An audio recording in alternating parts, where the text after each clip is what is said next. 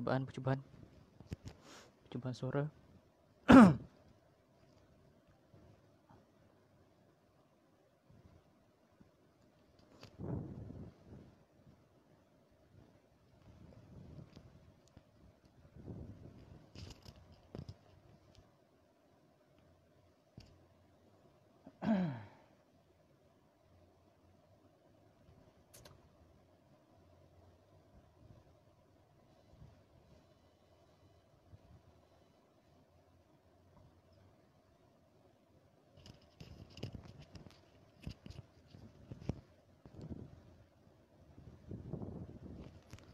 Percubaan suara. Boleh dengar tak?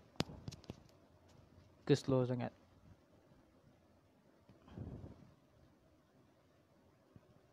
Boleh dengar?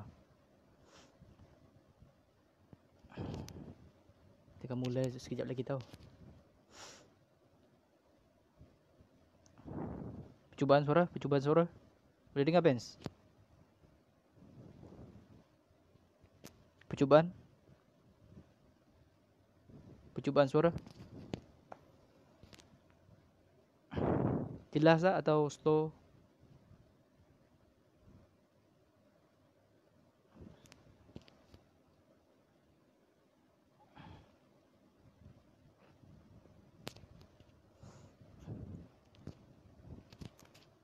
Alright, thank you, Benz.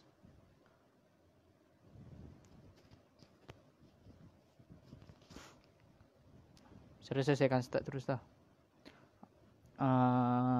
Assalamualaikum, selamat petang atau selamat malam lah.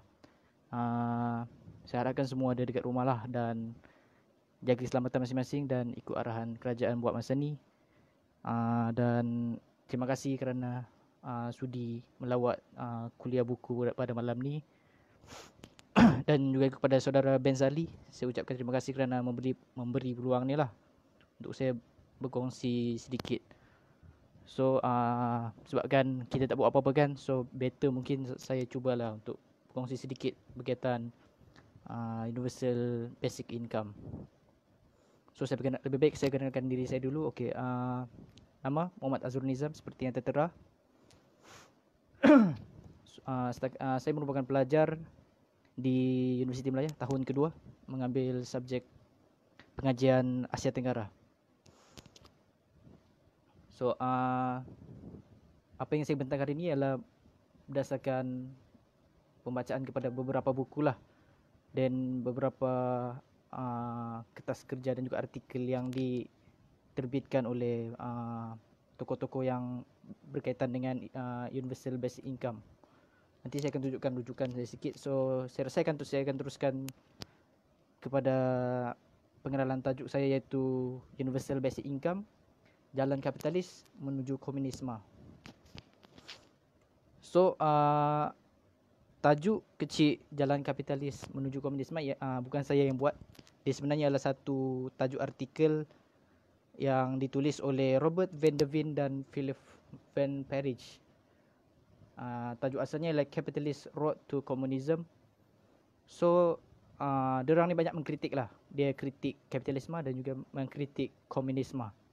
So biarpun begitu, dalam essay, dalam artikel yang mereka buatkan, mereka mencadangkan satu alternatif yang radikal, tapi saya percaya dia progresif untuk kebanyakan negara, terutamanya negara maju. So mereka mencadangkan program Universal Basic Income seperti tajuk saya lah. So saya akan cerita sikit berkaitan apa dimaksudkan kapitalisme dan komunisme sedikit sebelum kita mendalam lagi berkaitan UBI, Universal Basic Income tadi. So kita bermula dengan kapitalisme. So saya rasa semua orang masih boleh, maksudnya semua orang akan terima kalau saya katakan setakat ini kita hanya ada kapitalisme sebagai enjin terbaik ke arah kemakmuran bumi. So ada mekanisme-mekanisme dalam kapitalisme yang kita masih boleh terima dan ternyata banyak membantu manusia, banyak menyumbang kepada ketamadunan manusia. Contohnya, saya katakan contohnya mekanisme pasaran.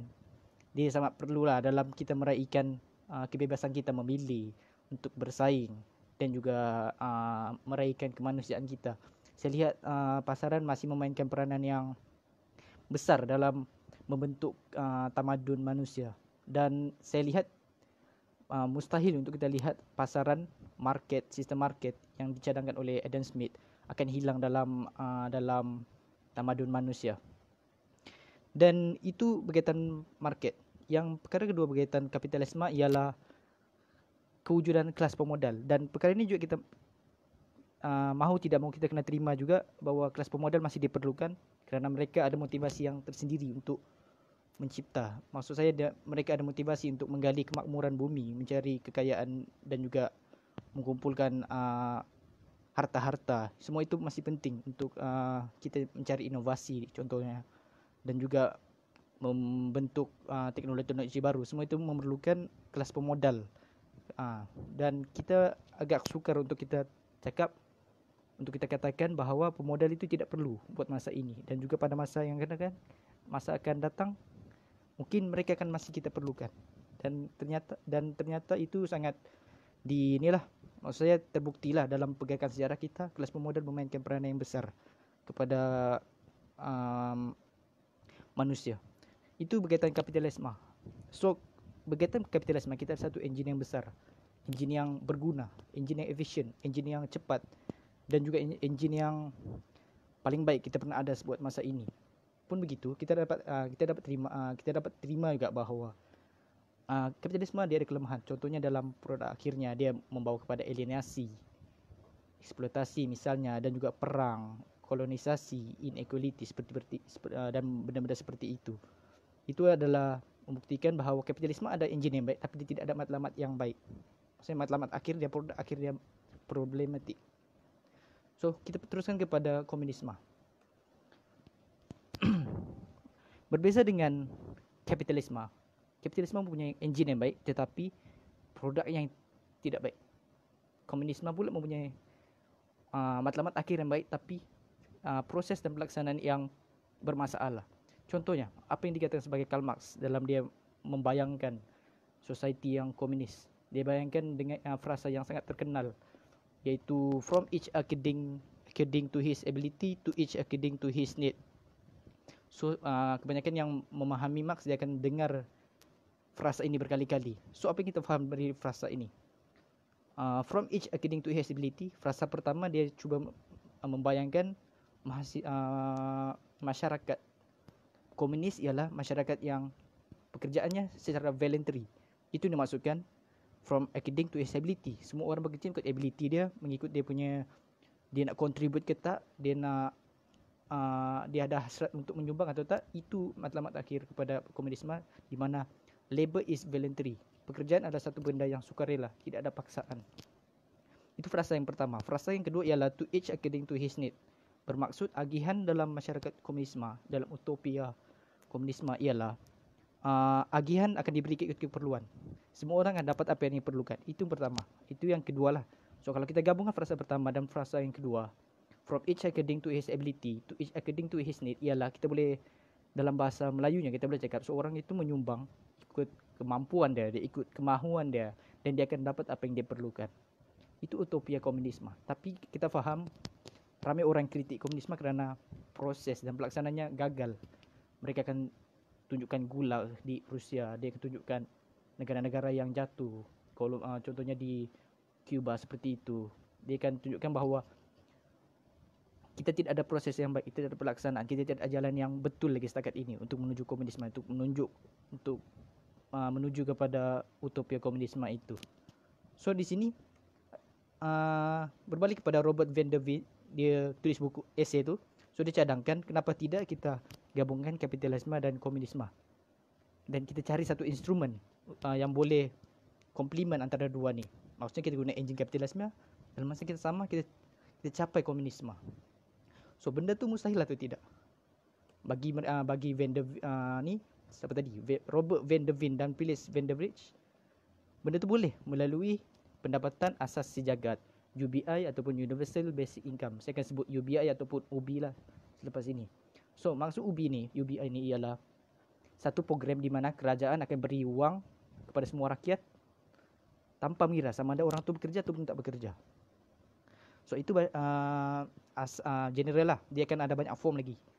Dia akan ada banyak jenis, tapi secara general ya kerajaan bagi duit kepada semua rakyat sama ada bekerja ataupun tidak bekerja. Itu maksud kepada UBI. So kenapa saya perlu bercerita berkaitan UBI buat masalah ini, buat masa ini? Sebab kenapa tiba-tiba saya perlu bangkitkan polisi di UBI ni? Dia sebenarnya ada kaitan dengan wabak yang kita hadapi sekarang lah, pandemik COVID-19. So kalau kita Google COVID-19 dan kita tambah kat belakang tu UBI, akan ada beberapa artikel dan ada beberapa news yang akan bercerita berkaitan kerelevanan UBI pada pandemik ni. Nanti semua orang boleh check lah kat Google. Benda-benda macam tu memang dalam krisis ni tiba-tiba naik. So saya pun rasa saya perlu tunjukkan apa sebenarnya UBI ni. So dan dalam pada masa itu dia ada satu fenomena yang berlaku dalam ekonomi kita lah sekarang, di mana banyak pengamal ekonomi tiba-tiba lari daripada landasan yang mainstream. Mereka mula mencari mekanisme lain. Maksudnya mekanisme yang unconventional, yang tidak lazim. Maksud saya di sini ialah pengamal ekonomi neoliberal itu sendirilah, yang selama ini mereka obses dengan polisi fiskal klasik, yang kononnya kalau ada krisis macam ni, market sendiri akan self check. Maksud saya market sendiri akan pulihkan ekonomi ni. Itu sebelum ini mereka obses dengan benda-benda sekarang, benda itu. Tapi buat masa ini, ajaibnya di serata dunia, pengamal liberal ni mula beralih ke teori Keynesian, teori ekonomi Keynesian, yang menjadikan kerajaan tu sebagai ejen untuk mengawal unsur-unsur ekonomi. Mudahnya macam itulah.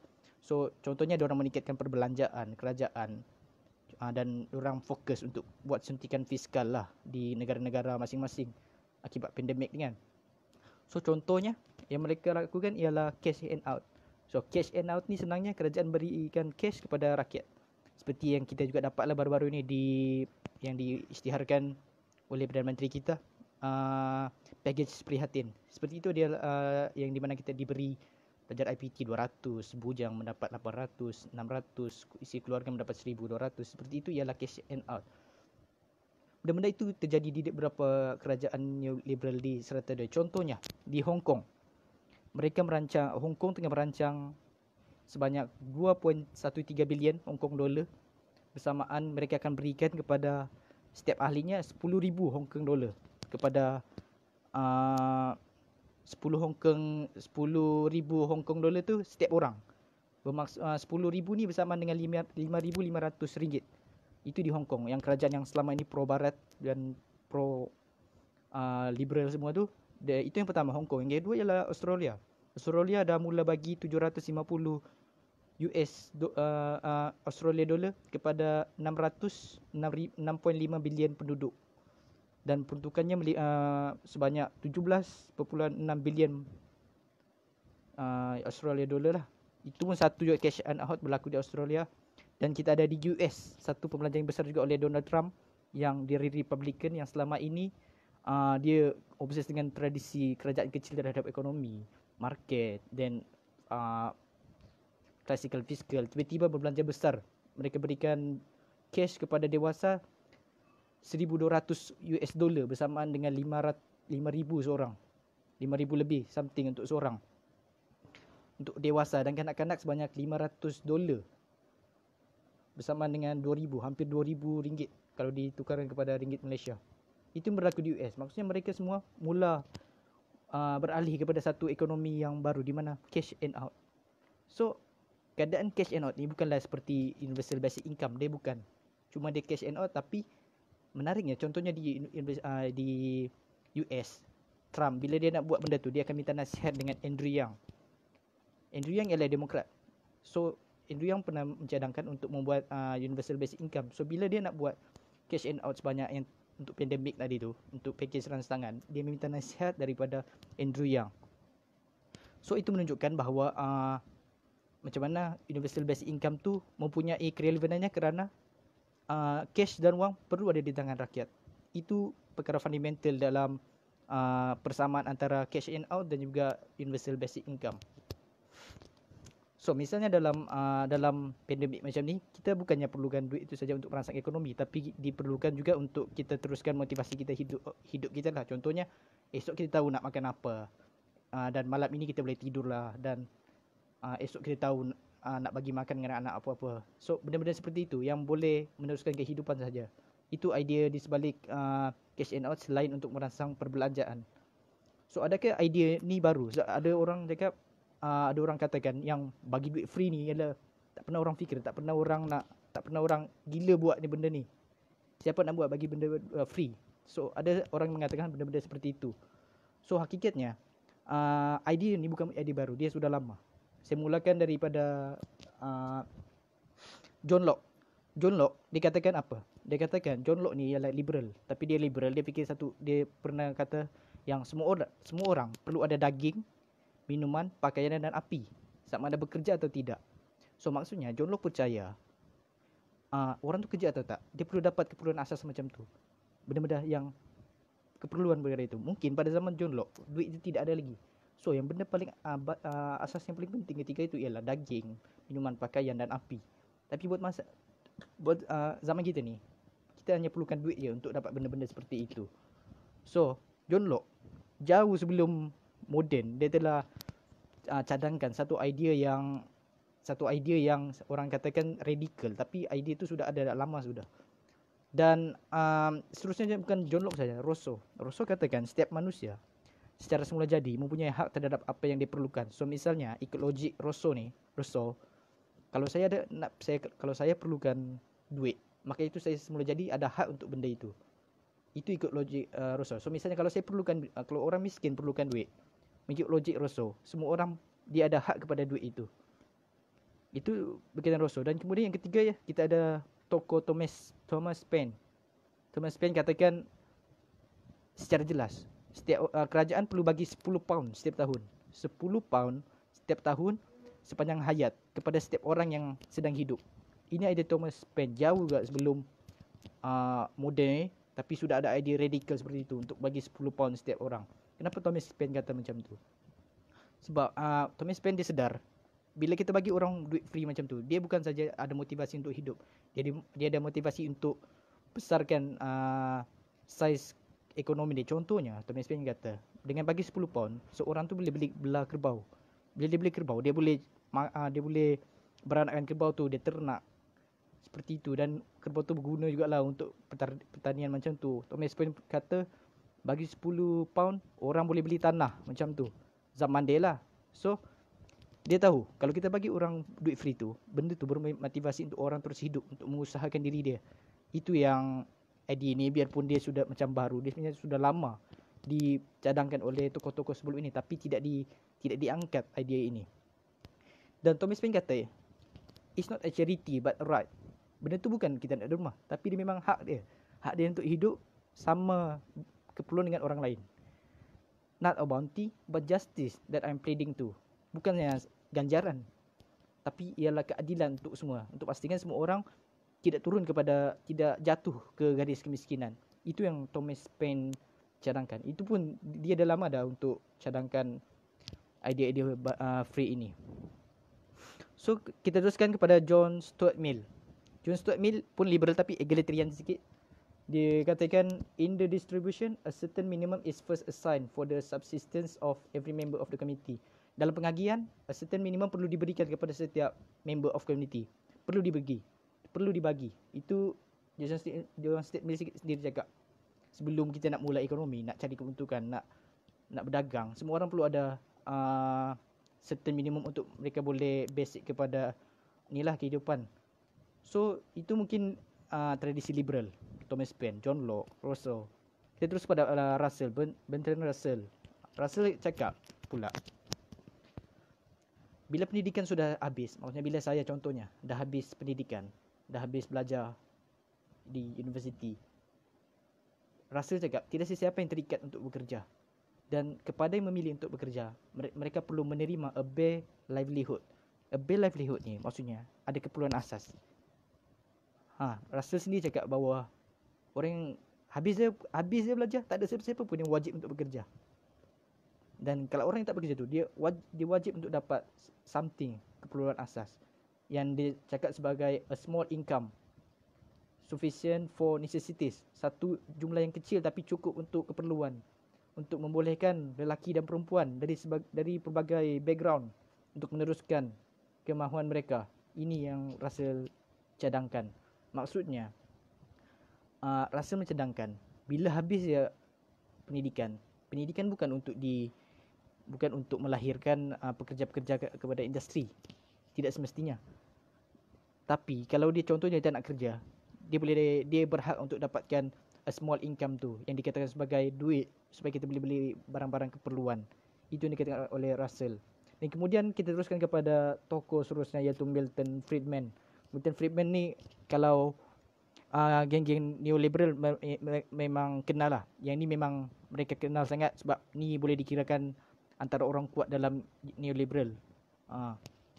Milton Friedman. So Milton Friedman dia tak cadangkan universal basic income, tapi dia cadangkan negative income tax.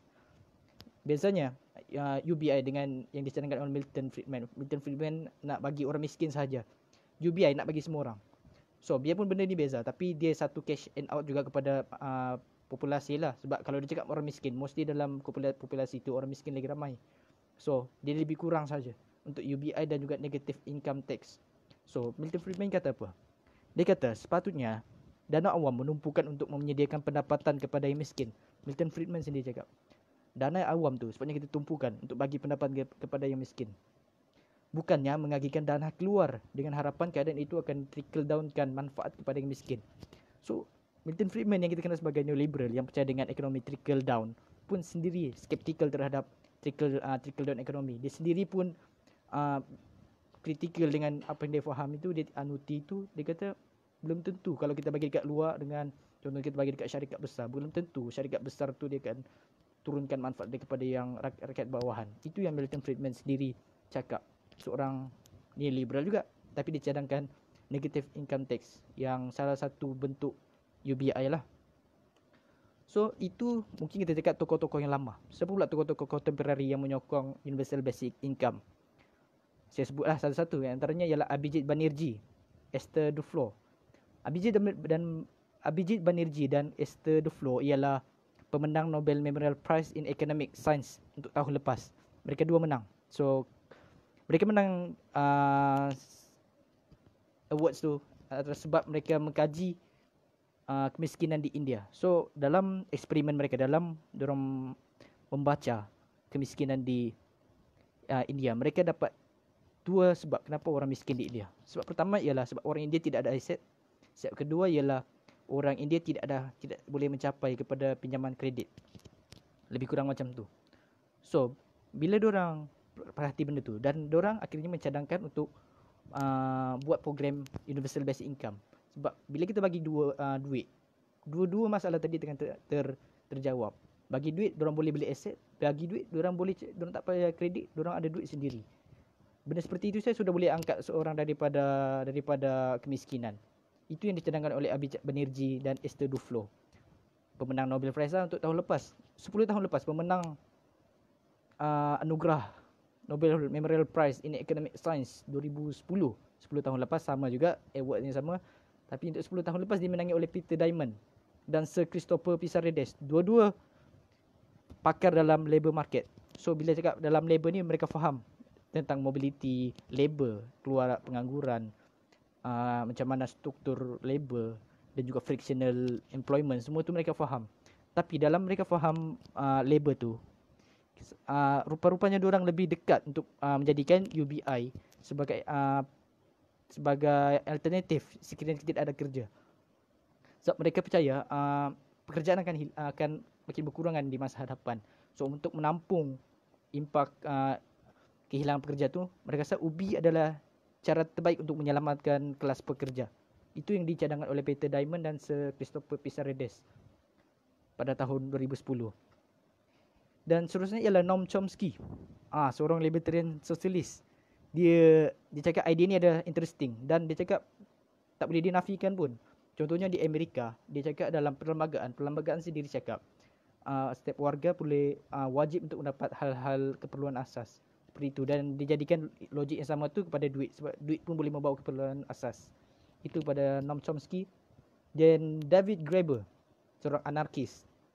seorang anarkis. Dia pun percaya kepada UBI sebab dia cakap pekerjaan yang kita buat selama ni adalah bullshit jobs. Dia cakap kita selama ni kita bekerja untuk perkara yang bullshit. Itu pun ada buku dia, boleh cari lah, bullshit jobs, a theory. Dan dicadangkan juga universal basic income untuk mengatasi kerja-kerja yang kita ada sekarang. Dan seterusnya kita ada Yanis Varoufakis, seorang left wing, sayap kiri di Greece, bekas Menteri Kewangan. Dia pun mencadangkan universal basic income. Di Amerika kita ada Bernie Sanders. Bernie Sanders cakap universal basic income yes bagus tapi belum tiba masanya sahaja. Itu Bernie Sanders, mungkin dia nak menangkan polisi dia lah. Bernie Sanders katakan begitu tu. Dan juga penolongnya Alexander Cortez. Alexander Cortez beberapa minggu lepas dia cadangkan untuk implement universal basic income terhadap pandemik ni. So kalau kita perasan, orang yang mencadangkan universal basic income ni bukan daripada satu spektrum saja. Kita boleh lihat dari spektrum kanan, Milton Friedman, kiri Noam Chomsky. Kita boleh nampak dari atas orang yang pro kepada state dan juga kepada anarkis di bawah. Dan kita nampak yang menyokong universal basic income ni dari semua spektrum politik dan ekonomi. So itu habis tentang siapa yang menyokong universal basic income. Sekarang saya teruskan pula. Apa alasan kita untuk laksanakan universal basic income? So ikut tajuk kita ialah menuju komunisme. So komunisme kita cakap tadi, beri apa yang kita mampu dan terima apa yang kita perlukan. Beri apa yang kita mampu ialah pekerjaan, dan terima apa yang kita perlukan ialah macam mana kita atasi kemiskinan. So alasan untuk kita buat universal basic income ialah untuk mengatasi kemiskinan, dan kedua ialah berkaitan pekerjaan. Saya mulakan dengan kemiskinan dulu.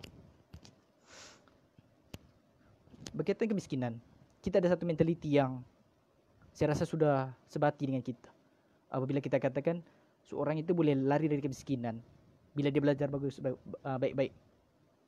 Macam mana kita dari kecil, contohnya mak ayah kita, atuk kita cakap, belajar baik-baik, keluar universiti, dapat kerja dan hidup senang dan tak jadi miskin. Benda-benda seperti itu.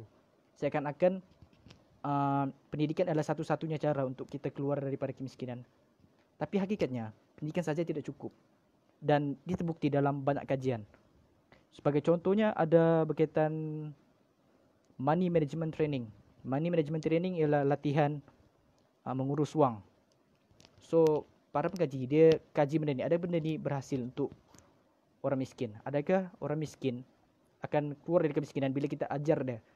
Bila kita ajar dia macam mana urus wang, macam mana kemahiran untuk guna duit, dan kita didik mereka dengan benda-benda yang betul. Adakah benda-benda seperti itu boleh mengeluarkan seseorang daripada kemiskinan? Dan ada 201 kajian terhadap money management training, dan ada satu jawapan saja, iaitu tidak berhasil. So Eldar Shafir kata apa benda ni? Eldar Shafir dikatakan bila kita anggap pendidikan saja satu-satunya cara untuk keluar daripada kemiskinan, kita seperti mengajar orang miskin berenang supaya mereka boleh berenang di lautan yang ada ribut dan bergelora. Maka Eldar Shafir cakap itu benda yang tidak masuk akal dan tidak adil untuk orang miskin. Dan yang kedua, mentaliti yang kedua ialah kita selalu nampak orang miskin, poverty dijadikan watak jahat. Kalau kita tengok filem seperti Parasit, orang miskin tu jadi diibaratkan sebagai parasit, dan dijadikan orang miskin itu mempunyai personality yang tidak baik. Margaret Thatcher pernah kata, poverty is personality defect. Orang masuk poverty kerana dia tidak ada motivasi, kerana dia tidak buat kerja, kerana dia tidak kreatif, kerana dia tidak inovatif, kerana dia ada nak cepat kaya, tak nak ambil risiko, benda-benda seperti itu. Kalau di Malaysia kita ada Tun M. Dia kata ada bangsa yang miskin ni sebab malas, benda macam tu. Ini satu naratif yang kita boleh tukar. Benarkah melalui pendidikan sahaja kemiskinan akan dapat atasi? Hakikatnya tidak, seperti kajian yang ditunjukkan tadi. So kemiskinan ialah satu keadaan tiada duit. Itu saja dia punya maksud kepada poverty. So misalnya saya bagi situasi, kenapa pelajar berhenti sekolah? Mungkin dia tidak ada keluarga, dia tak ada kerja, dan dia terpaksa bekerja untuk tampung keluarga. Kenapa homeless tak ada rumah? Sebab dia tak ada duit nak sewa rumah. Dan kenapa mencuri? kerana dia tiada duit untuk makan. Benda-benda seperti itu. Semuanya kan kerana duit. Maka kita dapat simpulkan bahawa kemiskinan ni ialah satu keadaan di mana individu atau kumpulan tidak ada duit. Itu yang dimaksudkan dengan kemiskinan. So, caranya ialah just bagi duit. Kenapa bagi duit? Saya bagi satu analogi, iaitu komputer. Komputer yang perlu buat banyak task. Komputer yang perlu, contohnya komputer yang task dia banyak. Contohnya dia kena upload. Dalam masa yang sama dia kena download. Dia kena install something. Dia kena delete something. Dia kena buat edit something. Bila dia buat kerja serentak dan dia nak proses banyak benda serentak, komputer sendiri tu akan ni lah, dia akan underperform lah. Maksudnya dia akan slow, dia akan stop working. Benda-benda seperti itu akan terjadi kepada komputer. So, apa yang kita buat kepada komputer itu ialah kita tambah RAM dia supaya performance dia lebih baik. Seperti itu juga kepada orang miskin. Orang miskin dia fikir banyak benda. Dia bangun, dia nak fikir, dia nak kerja apa hari ni. Kalau dia ada kerja, dia macam mana nak cari duit tambang. Macam mana dia sarapan kepada anak dia. Macam mana tengah hari nanti dia nak makan. Pulang nanti ni dia buat apa kepada keluarga. Hutang bila nak bayar. Sewa rumah bila nak bayar. Yuran sekolah bila nak bayar. Benda-benda seperti itu yang difikirkan dalam fikiran orang-orang miskin. So macam mana kita nak mudahkan benda-benda itu? Ialah dengan kita sendiri bagi wang kepada mereka. Sama analogi dengan komputer tadi. Kalau komputer kita bagi kepada RAM, orang miskin kita bagi dia duit untuk dia mudahkan pekerjaan dan dia punya pembuat keputusan. So kita dapat larilah daripada naratif yang dibawa oleh Tun Mahathir dan juga Margaret Thatcher tadi. Ialah kemiskinan itu berkaitan personality.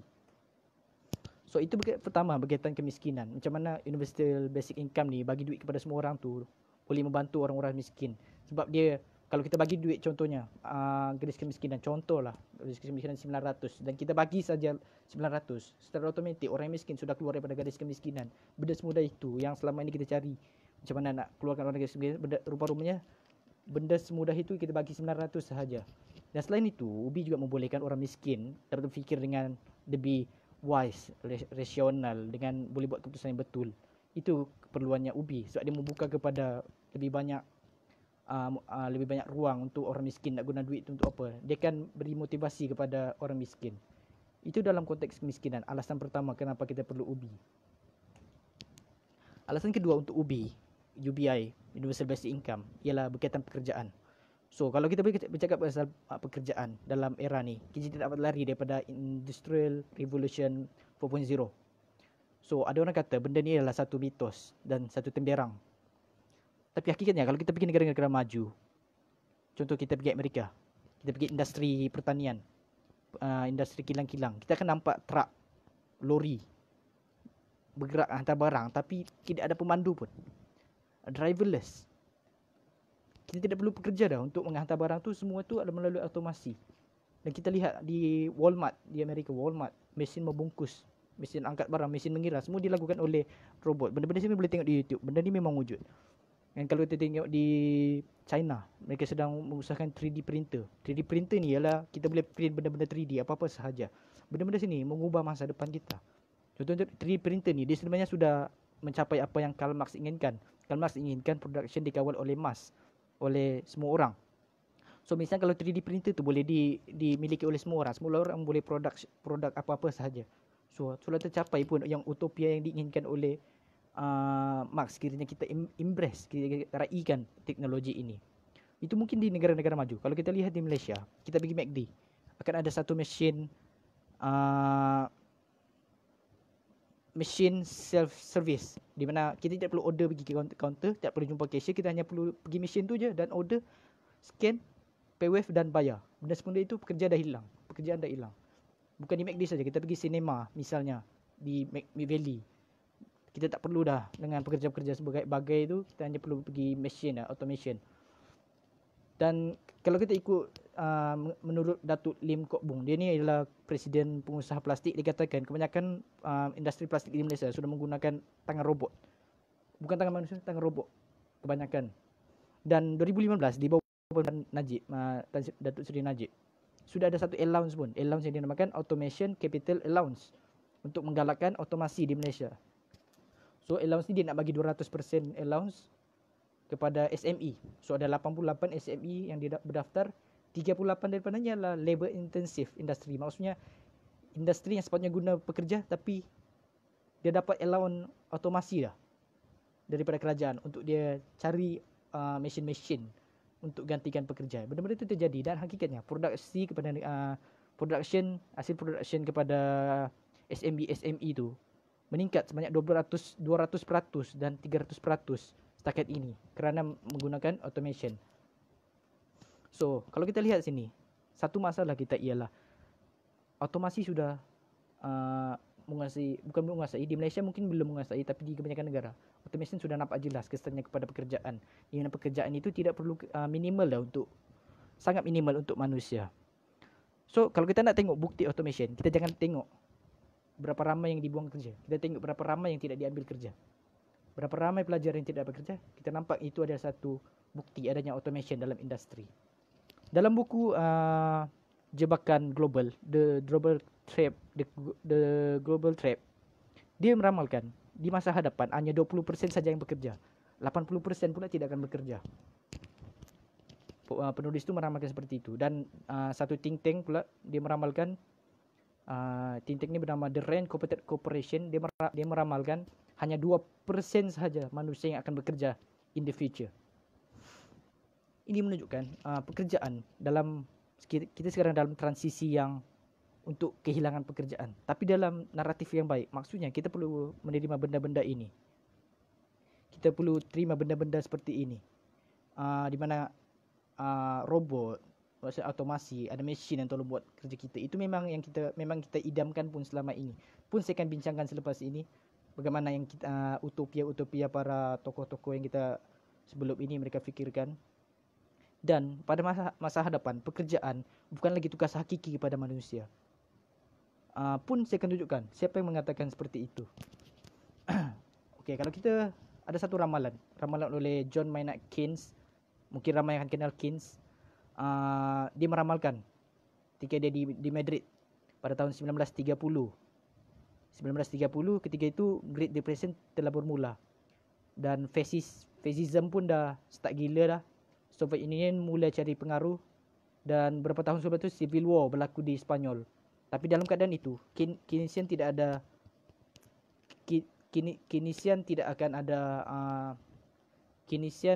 ada satu perasaan yang pesimis. Dia kata Great Depression itu ialah satu punca daripada economic pessimism. Dia cakap benda tu dalam essay dia, Economic Possibilities for Our Grandchildren. Dan dia juga pada tahun 1930 tu dia meramal dalam masa 100 tahun kehidupan manusia akan 4 hingga 8 kali lebih baik berbanding 1930. Dia meramalkan dalam masa 100 tahun. Dan dia juga meramal masa pekerjaan hanya 15 jam seminggu. 15 jam seminggu ialah pada tahun 2030 dia meramalkan perkara seperti itu. So, di sini kita nampak Keynes ni dia agak optimis terhadap teknologi. So, idea di sini kenapa UBI perlu ialah kita perlu terima bahawa akan ramai pekerja yang tidak akan dapat kerja. Dan dia bukan satu ancaman, dia bukan satu ancaman, dia satu perkara yang kita sendiri mau. Kita akan mungkin saya akan tunjukkan apa yang dikatakan oleh tokoh-tokoh sebelum ini. Contohnya ialah Russell. Russell kata apa? The able to leisure intelligently is the last product of civilization. The last product of ketamadunan kita ialah kita boleh gunakan masa lapang kita, bukan lagi bekerja. Kita boleh lepaskan kawan, kita boleh bersosial dengan masyarakat, kita boleh ke sana ke mari, buat hobi kita, menulis, benda-benda seperti itu. Itu adalah last product of civilization, di mana civilization kita berakhir dengan sepatutnya kita tidak lagi bekerja. Itu yang dikatakan oleh Russell. Bahkan bukan saja Russell, Benjamin Franklin juga mengatakan yang sama. Dia meramalkan manusia akan bekerja 4 jam sahaja sehari. Maksudnya kerja itu akan berkurang. Itu Benjamin Franklin. Dan juga Marx katakan dia mengimpikan sebuah masyarakat di mana pagi kita memburu, memancing tengah hari, petang pula kita jaga lembu, lepas makan malam kita mengkritik. Benda macam tu kita boleh buat suka hati kita, tapi tanpa menjadi pemburu, tanpa menjadi nelayan, tanpa menjadi penternak dan tanpa menjadi pengkritik. So, utopia yang ditunjukkan oleh Marx ni ialah di masa hadapan mungkin kita tidak bekerja lagi. Kita hanya buat benda yang kita suka. Dan dan menunjukkan kerja mungkin hilang fungsinya, bukan lagi tugas hakiki kepada manusia di masa hadapan. So selain itu, George Bernard Shaw juga seorang aktivis teater, dia juga meramalkan manusianya akan bekerja 2 jam sehari nanti, 2 jam saja sehari untuk bekerja. Kemudian Richard Nixon, Presiden Republican juga dari tradisi liberal US, dia kan ramal penduduk Amerika hanya perlu kerja 4 hari seminggu. So apa yang dikatakan oleh tokoh-tokoh ni, mereka semua katakan sebenarnya ialah masa depan kita ialah kita tidak banyak buat kerja, dan kita perlu terima hakikat tu, dan kita perlu embrace benda tu. Embrace yang kita robot akan buat kerja kita, tapi pada masa sama apa yang kita, macam mana kita hidup. Ini menimbulkan tanya kepada kebanyakan ahli pemikir, dan mereka mencadangkan akhirnya bila tak dapat kerja, akhirnya kita hanya perlu dapatkan universal basic income yang mungkin nanti di pengakhiran ada lebih tinggi, kerana kita tidak perlu kerja, kita tidak lagi bekerja, jadi kita ada satu income yang basic untuk semua orang. Itu yang dicadangkan oleh tokoh-tokoh pemikir tadi itulah. Sebab itu pekerjaan akan hilang dan kita perlu gaji secara free. Itu yang dicadangkan oleh, ini yang difikirkan oleh pencadang-pencadang universal basic income untuk jangka masa panjang. So, itu mungkin kita cakap dalam jangka masa panjang. Utopia jauh lagi. Untuk kita cakap last production ni, last civilization ni jauh lagi. Tapi buat masa ni, kenapa universal basic income juga dia relevan? Kerana dia akan menyerap kesan transisi IR 4.0. Maksudnya dalam IR 4.0 ni, dia bergerak laju tau. Dia semakin mencut ke hadapan. Dia disebut revolution sebab dia laju. Dia bukan evolution. Dia revolution, dia laju. Dan kita mungkin akan terasa sedikit impak di mana akan ramai pekerja tidak dapat kerja. So kita perlu sediakan basic income kepada yang tidak dapat kerja tu. At least diorang tidaklah mati macam tu saja. Diorang akan dapat ada duit dan ada motivasi untuk buat something lagi dalam hidup. Benda seperti itu. Yang kedua, dalam IR 4.0 ni dia jadi pentas supaya semua orang tidak jatuh dalam garis kemiskinan. Misalnya bila pun tak bekerja dah, tapi diorang ada satu garis, mereka berdiri di atas pentas itu. Di atas pentas di bawah garis kemiskinan. Maksudnya semua orang tidak akan jadi miskin kerana ada basic income. Itu kenapa universal basic income perlu diimplementasikan buat jangka masa yang pendek lah. Untuk buat masa ni kita tak cakap pasal utopia tadi tu. So adakah benda-benda ni yang universal basic income ni adalah tidak pernah diimplementasikan, tidak pernah dieksperimenkan? Sebenarnya banyak eksperimen telah dilakukan di serata dunia, tapi tidak ada analisis lagi lah. Kebanyakannya belum ada analisis, tapi ada beberapa yang sudah siap analisisnya. So misalnya di Canada 1974 di wilayah Dauphin, di mana wilayah Dauphin tu dia ada satu program bagi duit secara free kepada semua orang. Semua orang dapat duit free selama 4 tahun lah, sebab selepas 4 tahun tu ada kerajaan baru tak nak sambung benda tu. So 4 tahun dia hidup dapat duit free. Selepas 4 tahun kerajaan baru datang, dan semua research yang sana tu sebabnya buat program research tu semua caw. Diorang meninggalkan 2000 kotak file yang berisi maklumat analisis tu. So selepas 23 tahun, Evelyn Forget, seorang researcher, dia jumpa file tu. 2000 kotak file dia jumpa. So dia buatlah analisis file-file tu. Dia buat analisis macam mana kehidupan di wilayah Dauphin tu bila mereka dapat universal basic income selama 4 tahun. Dan apa yang dia dapat, dia buat selama 3 tahun dia buat data penganalisisan data. Satu saja result yang dia dapat, iaitu mereka menjadi richer, smarter dan happier. Maksudnya dalam kebanyakan aspek mereka semua meningkat lah. Contohnya school performance di Dauphin Canada meningkat.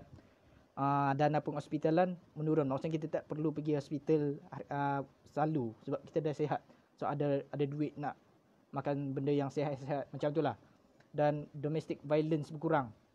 Tidak ada keganasan domestik berlaku yang berkurang di Dauphin Canada. Dan paling penting, people didn't quit the jobs. Buat masa tu 1974, biarpun diorang dapat duit free, diorang tidak pun berhenti kerja. Diorang ada motivasi untuk terus buat kerja. Itu di Canada. Kemudian di Amerika pada tahun 1960 dan 70 ada satu program di Indiana, Seattle dan Denver. Pun diorang buat bagi duit free. Buat duit free.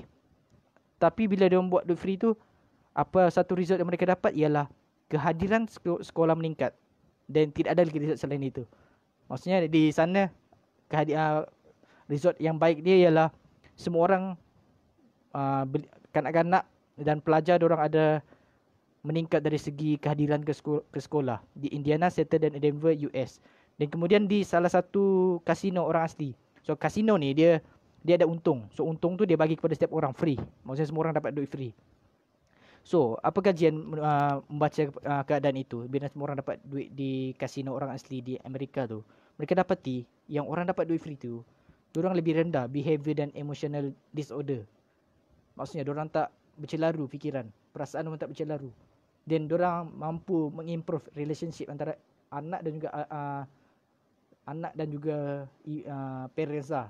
Sebab kalau contohlah kalau parents tak ada duit kan, kita mesti hari-hari minta nak duit. Tapi bila dia parents tak ada duit, diorang dapat improve hubungan antara dua pihak tu. Dan satu lagi result ialah pengambilan alkohol berkurang di kasino tu. Pun menarik di mana dia mengubah corak sosial hidup orang Amerika. Kemudian di India pada tahun 2010, dia orang cuba untuk eksperimenkan UBI melibatkan 2 buah kampung, dan akhirnya mereka dapati bahawa seluruh penduduk tu dia guna duit tu untuk makanan, untuk healthcare, dan result yang lain ialah school performance meningkat, simpanan peribadi meningkat sebanyak hampir 3 kali ganda, dan startup business meningkat 2 kali ganda. Maksudnya dalam duit yang free tu ramai yang buat bisnes. Maksudnya orang ada motivasi untuk buat bisnes biarpun duit tu kecil je yang mereka eksperimenkan di India. Dalam masalah yang sama, kualiti perumahan meningkat, nutrisi makanan dan kubuluran berkurang. Benda-benda nutrisi meningkat dan kubuluran berkurang di India pada tahun 2010. Itu di India. Di Eropah pula kita ada Finland. Finland dah memang try. Semua orang boleh google lah macam mana Finland eksperimenkan benda tu.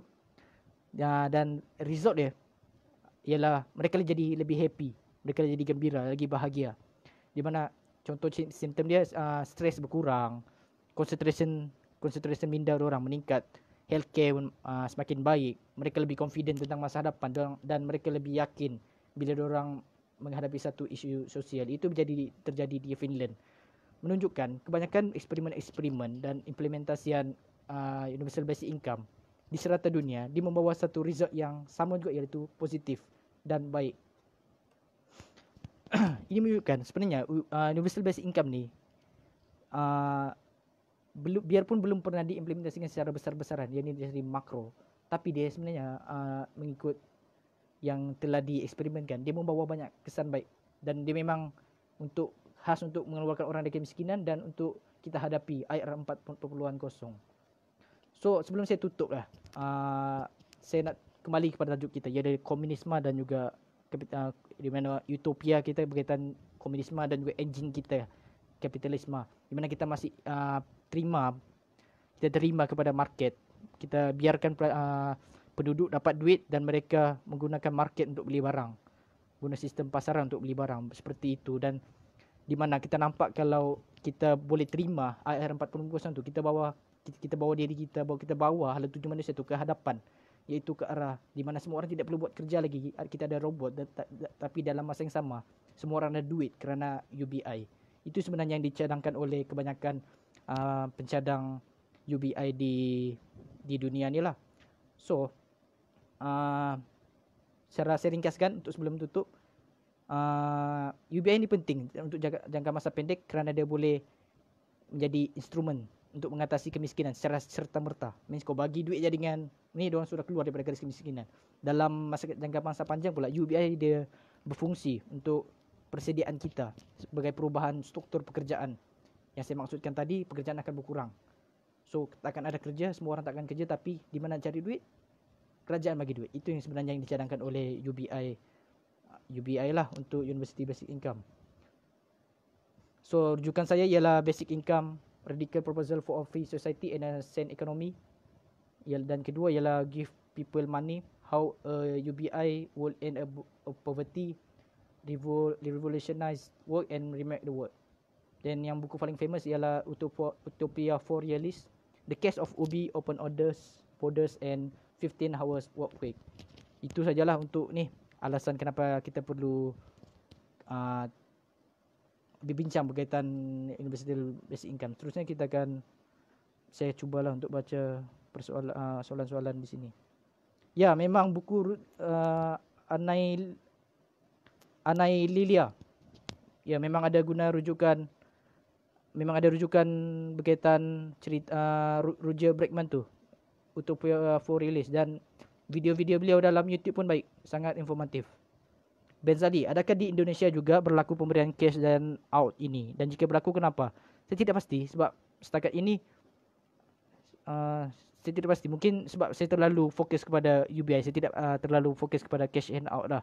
Tapi saya tidak silap saya tidak. Kalau ada pun mungkin tidak signifikan. Kalau ada mungkin kita di berita kan kita dah tahu. Tapi Indonesia saya tak pasti. Okey. UBI dilihat Muhammad Nur Azwan Zainuddin. UBI dilihat melalui apa untuk diberi kepada rakyat, macam jumlah untuk diberikan, bajet ke apa. UBI ni dia bagi duit secara free je kepada semua orang, bekerja atau tak bekerja. Melalui apa untuk diberi? Oh, melalui mana? Sumber. Kalau sumbernya, okey, ini satu persoalan yang memang kontroversial lah berkaitan UBI, di mana kita nak dapat duit untuk bajet benda tu. So Andrew Yang dia mencadangkan sistem tax VAT. Sebab dia percaya benda tu memang akan membawa hasil banyak dan boleh menampung kepada universal basic income. Pun begitu kepada negara-negara membangun macam kita, mungkin pendapatan masih kurang. So mungkin kita untuk tu mungkin agak besar juga lah perbelanjaan dia. Ikut kira-kira saya, mungkin kalau kita nak bagi 500 setiap orang setiap bulan, 500 orang setiap bulan, dia akan menggunakan sebanyak 90 bilion.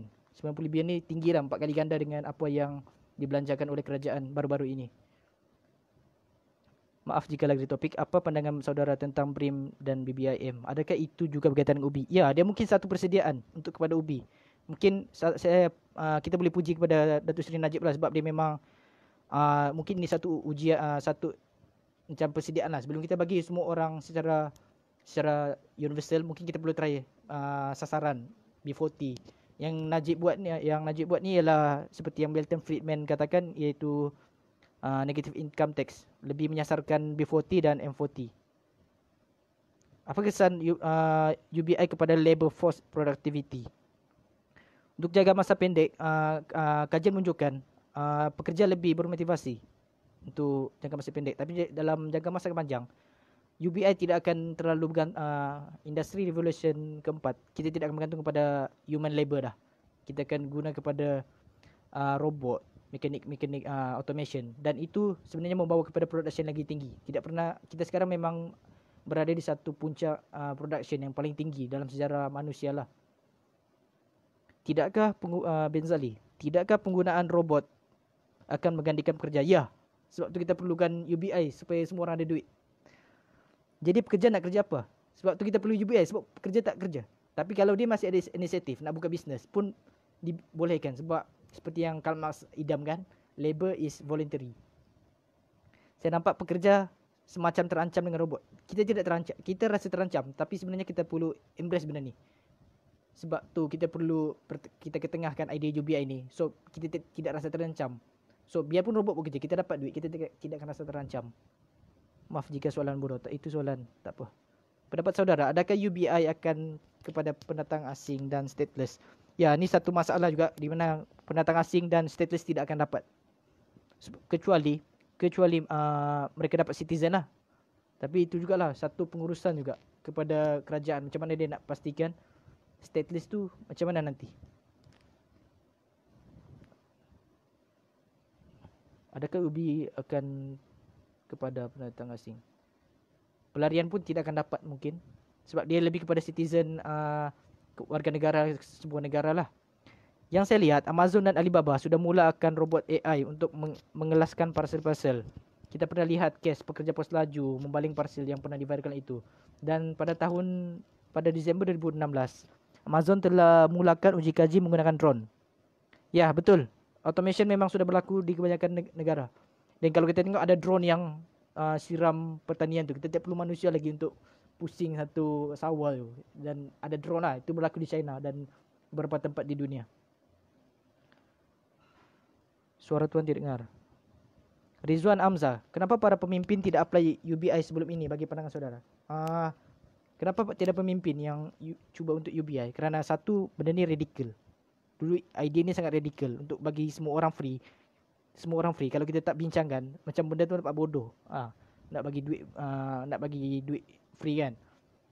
Jadi tak ada politician yang berani. Dan yang kedua ialah tidak ada pemimpin yang berani kerana dia sangat mahal lah untuk kita cari sumber tu. Dia agak mahal untuk bagi duit kepada semua orang. Itu kenapa UBI tidak pernah di apply. Tapi bukanlah tidak di apply, ada dieksperimenkan di beberapa tempat.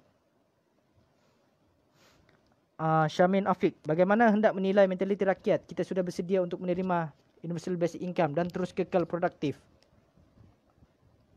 Mentaliti rakyat, pertama sekali kita kena ada mentaliti yang kalaupun kita akan diberikan UBI, kita tidak akan dapat UBI yang dalam jumlah yang besar.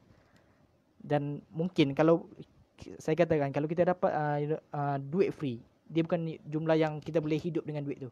Kita boleh mewah. Dia cuma duit yang cukup mungkin untuk makan, mungkin untuk bayar tambang, mungkin untuk bayar bil elektrik, sewa rumah, seperti itu. Dan bila kita contohlah, kita dalam hidup dalam sebuah society yang dah ada UBI, kita mesti ada mentaliti untuk terus bekerja buat masa inilah, sebab kita masih perlukan labor sebenarnya. Biarpun kita menghadapi IR 4.0, kita masih perlukan labor, terutamanya Malaysia lah, sebab kita belum lagi based on automation. Kita ke arah itu, tapi kita sedang buat masa ni kita masih perlukan pekerja juga. Ya, ada soalan-soalan lain?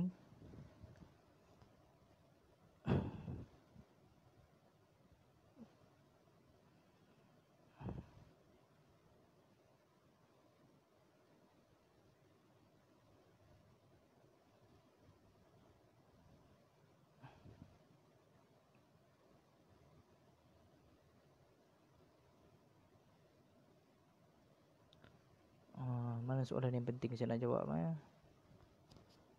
Dan okey, mungkin sebelum saya habiskanlah sesi ni, mungkin apa yang kita boleh harap dengan UBI ni, kita sebenarnya boleh berharap untuk ada pemimpin-pemimpin yang berani untuk mencuba. Mungkin kita tidak perlu bagi orang dengan jumlah yang besar, mungkin jumlah yang kecil, dan kita eksperimenkan benda tu berjaya atau tidak, benda tu ada impak atau tidak. Dan saya percaya memang kalau kita contohnya kita bagi dalam jumlah yang sedikit, iaitu 300 sebulan pun, dia banyak berimpak kepada ekonomi kita lah. Dan bila kita bercakap berkaitan masa depan, dia sangat bergantung kepercayaan kita. Sama ada kita percaya bahawa masa hadapan tu kita masih menjadi pekerja, ataupun masa hadapan nanti kita akan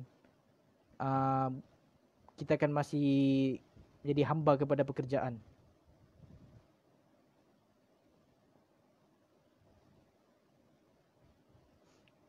So itulah berkaitan universal basic income. Soalan Syamin Afiq, 500 sebulan paling logik untuk sekarang? Tak logik dia. Tapi kalau 500, kalau 2 bulan ada 1000, dia sebenarnya jumlah yang besar. Tapi itu saya andaikan, kalaulah boleh dibuat 500 seorang untuk sebulan, jumlahnya ada 90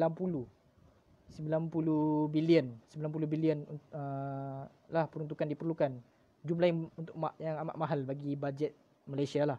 Sebab package yang baru-baru ni pun 25 bilion untuk package yang baru-baru ni. So kiranya kalau kita nak implementasikan UBI, kita perlu bajet 4 kali ganda untuk tampung 500 sebulan untuk semua orang. 500 sebulan tu mungkin cukup untuk seorang tu makan. Jadi dia tidak perlu risau dia nak makan apa esok. Mungkin cukup juga untuk dia beli tambang, dia boleh naik LRT, dia beli benda-benda seperti itu. Dan dia akan jadi lebih produktif lah. Dia takkanlah hilang motivasi hidup kan. Macam tu je. Mukmin nak entang, ada tak contoh syarat yang diletakkan ketika UBI diimplementasikan? Satu perkara berkaitan universal basic income ialah dia mesti unconditional, tidak ada syarat. So dia tak boleh bayar, tak payah bayar balik. Tapi kemungkinan satu syarat je yang tersembunyi ialah bayaran cukai lah. Contoh macam kita lihat macam apa yang Najib buat, dia bagi cash out BRIM, tapi dia akan implementasikan GST. Sebab dia tahu Bila dia bagi cash out, ekonomi kita akan tertumpu kepada perbelanjaan. So, begitu juga dengan universal basic income. Bila kita bagi semua orang duit, ekonomi akan tertumpu kepada perbelanjaan. Dan kerajaan biasanya dia akan cari cukai-cukai yang berasaskan penggunaan. Dan kemungkinanlah syarat dia akan bayar cukai je lah. Setiap kali beli, cukai. Itu, tapi itu syarat social contract benda lain lah. Tapi untuk pemberian universal basic income ialah unconditional kepada semua orang. Sama ada dia bekerja atau tak bekerja dan tak payah bayar. Itu jawapan kepada Mukmin Nantang. So, itu sajalah untuk hari ini. So, saya buat kesimpulan kecil, ialah universal basic income ni satu idea yang kalau kita lihat macam tu, itu satu idea yang radikal dan amat mahal untuk ditampung. Tapi kalau secara eksperimen empiriknya, dia banyak data yang menunjukkan dia memang membawa kepada benda-benda positif. Dan masa depan kita pun tidak lari daripada yang dijangkakan, di mana kita tidak lagi bekerja tapi kita ada apa yang kita ada. Seperti yang Marx katakan tadi dikatakan berkaitan from academic to each ability. Sekejap di mana kita menyumbang mengikut keperluan, mengikut kemampuan, dan kita akan terima apa yang keperluan kita. Itu sebenarnya selari dengan apa yang UB bagi. Maksudnya kita kerja, kalau nak kerja. Tapi kebanyakan kerja akan robot ambil. Maksud tadi. So kalau nak kerja pun voluntary, tapi kita akan dapat apa yang kita perlukan, iaitu duit itulah. Oh, ada soalan last. Atas bacaan saudara, apa sisi negatif UB diimplementasikan? Soalan terakhir saya jawab. Dia cenderung untuk situasi inflasi. So bila semua orang ada duit, demand tinggi sangat, dan cukai GST misalnya, dia akan naikkan harga produk barang, dan masih mencari mekanisme macam mana nak pastikan inflasi takkan terjadi. Tapi sebenarnya dia ada banyak cara untuk elakkan inflasi berlaku, tapi tidak pernah dieksperimenkan. So kita tak boleh cakap apa-apa lah berkaitan tu. Dan kita kena terima yang universal basic income dia akan cenderung untuk inflasi, harga barang yang tidak terkawal. Pun begitu, inflasi bukan satu benda yang terlalu buruk. Dia baik dalam beberapa perkara. Dia akan baik untuk perusahaan kecil untuk terus mencari untung dan terus hiduplah, dan benda-benda seperti itulah. Itu sajalah yang untuk hari ini. Terima kasih kepada yang menonton, kepada semua, dan saya harap semua orang terus sihatlah dalam tempoh PKP ni. So, dan terima kasih. Itu saja untuk saya. Assalamualaikum warahmatullahi wabarakatuh.